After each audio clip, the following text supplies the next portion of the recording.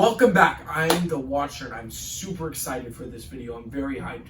We are going to be talking about the quartz collection. This is all three different types of metals that Rolex uses in their quartz watches, and all three different types they actually make. They only made day dates and date just, which I have here in front of you, and I'm going to flip you so you can actually see them closer in a bit. I'm going to talk about my personal preferences, why I like the Oysterquartz so much, and then after I'm just going to do a straight comparison between the two, and I'll tell you a little bit about the actual specifications on the watch. But I have reviewed each of these individually on my channel, so if you want to see more in-depth reviews, I recommend those, because those I just focus on one watch and I tell you basically what it's all about. Before I flip you around, I do want to keep announcing the Chanel chain giveaway. As soon as we hit 1,000 subscribers, I'm going to give it out.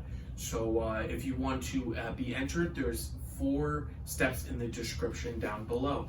Now, first, turning ourselves around, I want to make this a shorter video because I don't want to go super in depth, because that might bore you.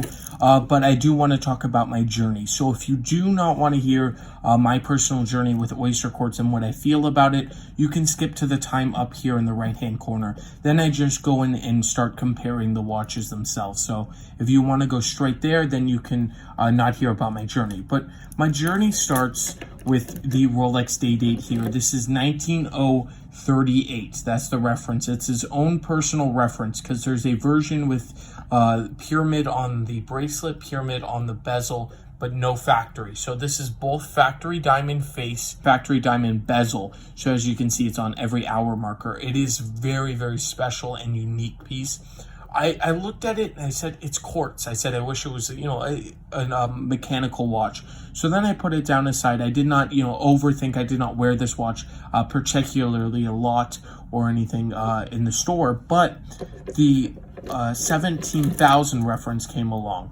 And I first thought the same thing about this. I thought it was a unique watch, a unique looking, but it had a horrible quartz. There's nothing inside. There's nothing to make a soul. And then I started thinking, I said, wow. I said, this watch is amazing, because you getting something from Rolex that's completely original design by them. Of course, they're doing the Royal Oak kind of aesthetic, but they don't just copy the Royal Oak. They have their own things. They restarted a whole collection, new date just, everything. They started a whole new movement. They made an in-house. This is the 5035.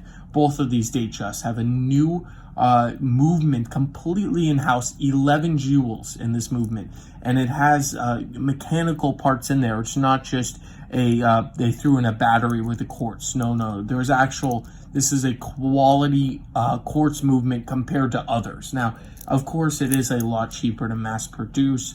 There's a little less care needed because it is quartz, but they didn't skip out on Rolex. Rolex did not skip out, and you can definitely tell that with this. It's very much a cool watch. I think it's definitely going to go up in value and everything, but I just started wearing this a lot. This is probably one of the most worn watches I have here at the shop I actually personally wore.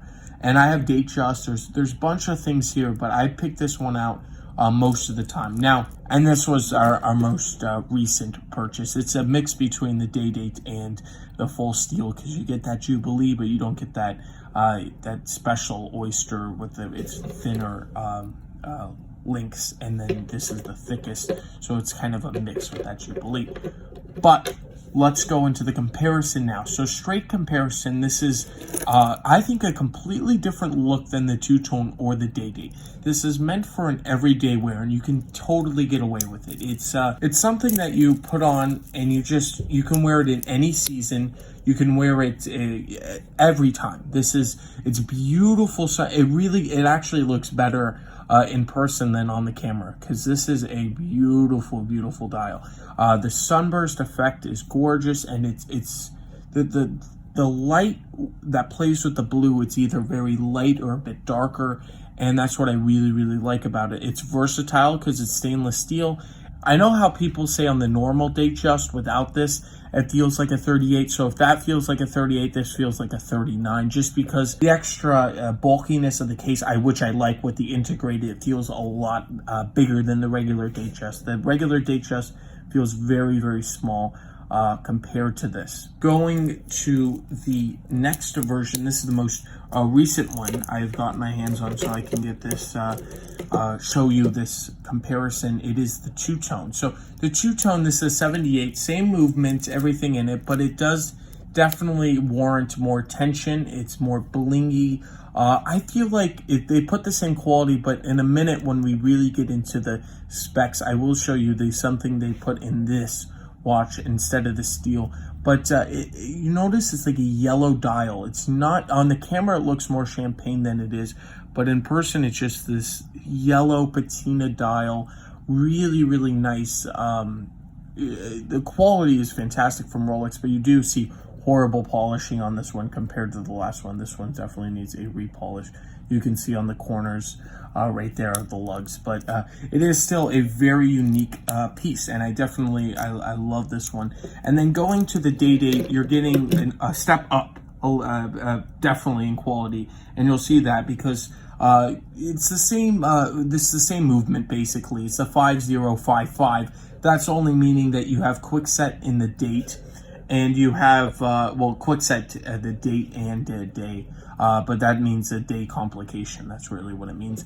Now, the actual piece itself, when you put it on, it weighs, I weighed this one at 156 grams, weighed up to my wrist, and it is definitely, you feel it on there, but at the same time, it's a thinner than the President, the bracelet. It's a lot closer together, and I feel like it weighs, you can kind of forget about it on the wrist. Now, not as much as you could with the steel. The steel, I definitely think you can get away with a little bit more, but you can put this on the wrist. This could be technically an everyday. I would not use this as an everyday.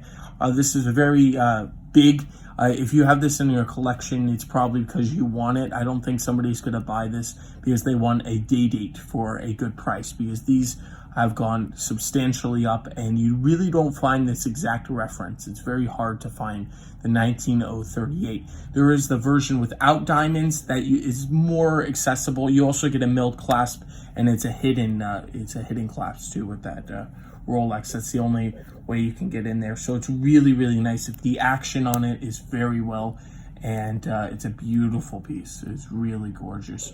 So that's the aesthetics away. The only real difference is, of course, the bracelet. You can tell that's pretty obvious. This one is, so aside from the actual aesthetic, is this more of the President. It's like a feel because of the high polish and everything, and this is very cool too. But the only thing that got me curious about this piece is if you go here, I'll put you in a little closer so you can see this. These are push-pull pin links. These are push-pull pins. So these are not screwed on this bracelet. This is 1982, I have to mention. So this is, so for something, they put sapphire crystal on all these three of these, and that wasn't even in the regular Datejust line. There was no sapphire crystal yet.